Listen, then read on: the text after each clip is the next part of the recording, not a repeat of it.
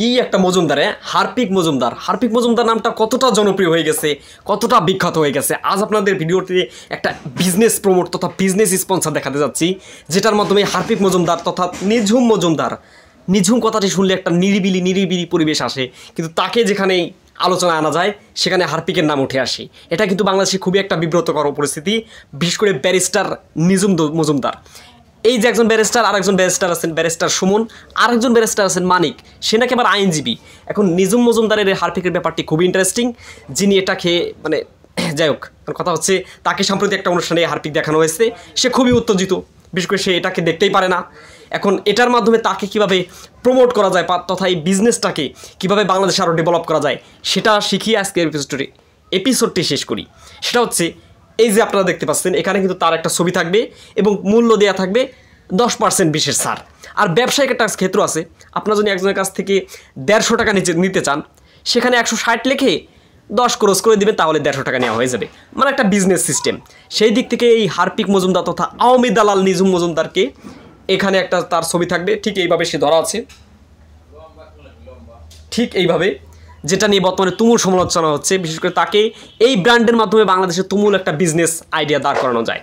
এখন কথা হচ্ছে তাকে নিয়ে বিভিন্ন সমালোচনা, বিশেষ করে সাম্প্রতিক সময়ে আবদুল্লাহ, যিনি সাইয়দ আবদুল্লাহ, একজন নামকরা জার্নালিস্ট, তাকে কিন্তু চরমভাবে তিনি একটা টক শোতে এইভাবে নিচে হয়ে এটা এনে একভাবে দেখিয়ে দিয়েছেন এবং তিনি রেগে মেগে এক কথায় পুরোপুরি অগ্নিমূর্তি ধারণ করেছেন।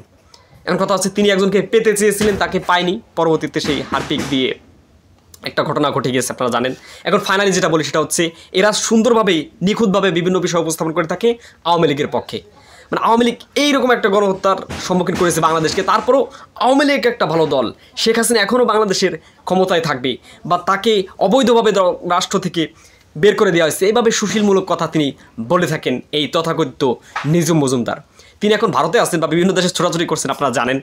আন্তর্জাতিক আদালতে তিনি ডক্টর মোহাম্মদ ইউনূসের নামে মামলাও করতে গিয়েছিলেন। আসলে এটা একটা বাজে ব্যাপার বা বিষয়টি সম্পূর্ণ হাস্যকর, এটা ভাবে কোনোভাবে করা সম্ভব নয়।